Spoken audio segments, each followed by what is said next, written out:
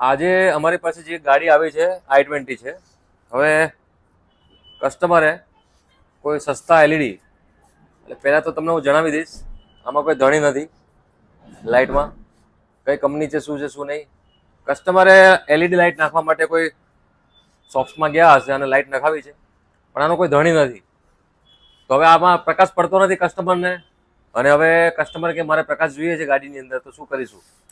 તો અમે ગાડીની અંદર જીમેક્સ એલઈડી અમે 240 વોટ પર એલઈડીની વાત કરું તો 120 વોટ અને કન્ટિન્યુઅસ પાવર તમને મળશે 85 થી 90 વોટ્સ. તો આ એલઈડી અમે લોકોએ હેડલાઇટની અંદર ઇન્સ્ટોલ કરેલી. એક ચેતવણી વાત છે તમારા માટે, બધા ક્લાયન્ટ માટે, ખાલી સસ્તી એલઈડી નાખીને વ્હાઇટ લાઇટ કરીને કોઈ રિઝલ્ટ મળતું નથી.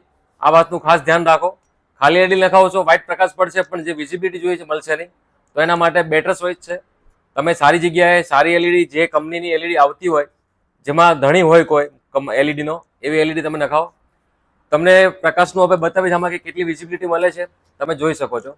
આ વિડીયો પસંદ આવ્યો હોય તો અમારી ચેનલને જરૂરથી શેર કરો, સબસ્ક્રાઇબ કરો, લાઇક કરો. Thank you so much.